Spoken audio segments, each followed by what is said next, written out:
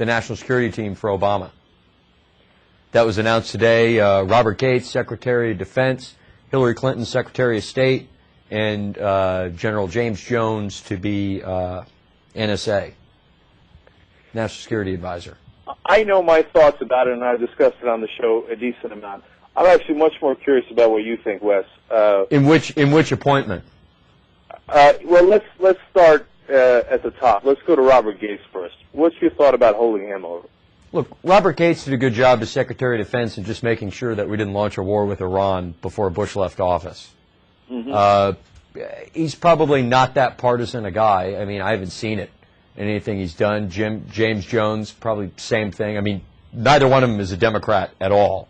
Neither James Jones nor Robert Gates. But at the same time, they're kind of your nonpartisan praetorians in the government who are always going to kind of work towards the interest of their bureaucracy, whether that's defense or the Marines or the uniformed armed services. Right. So as far as Gates is concerned, how do you think that cuts? I mean, do you like that decision? Do you not like the decision? Is there someone else you would have gone with? I have no opinion on it. It's 6 to 1, half dozen of another. I mean, ultimately, the question is, does he know what's going on in the Pentagon? Yes, he's been there for a while.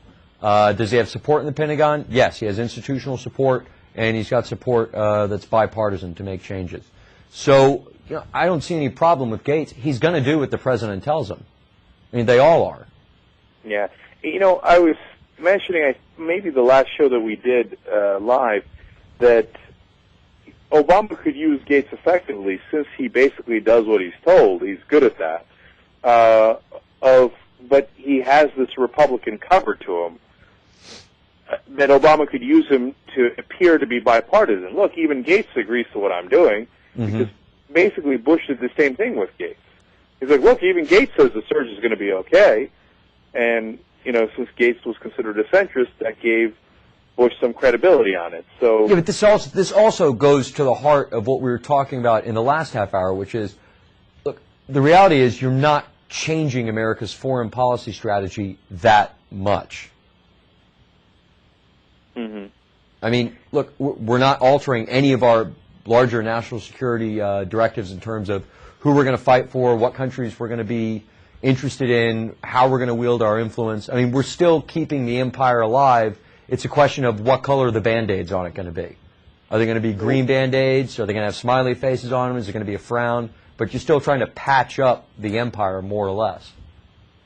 So, Wes, would you have gone with Ron Paul as Secretary of Defense? No, I'm not saying I would have gone with Ron Paul as Secretary of Defense. And there's no great choice and there's no magic bullet in any of these things. It doesn't matter who the person is as long as they're capable and competent at managing people and achieving goals. Well, Gates is that. So if those are the goals, then yeah, I think look, Gates is your guy. Putting someone in just because there's a D in R at the last, at the end of their name is ridiculous. As long as they're going to agree with your policies and enforce your policies, and they know what they're doing, I mean, it makes no difference to me.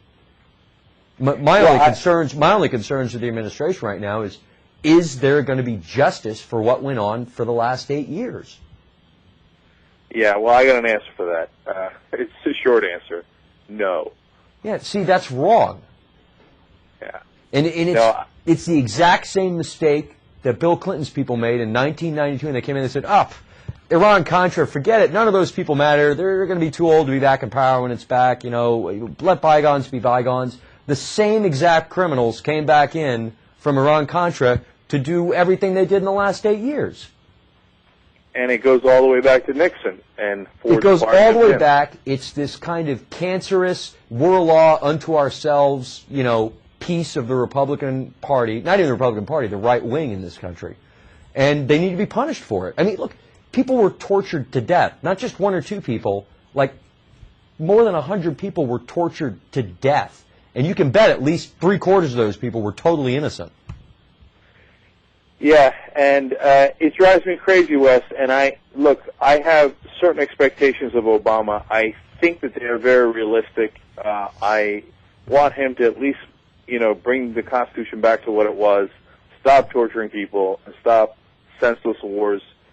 It's not a high bar to reach And on domestic policy, I'm willing to give him wide berth on it. But I think at the very end of these demands is justice against the Bush people. By the end of it, I mean we would be really lucky if we got there. And my guess with Obama is that he's not going to go in that direction at all.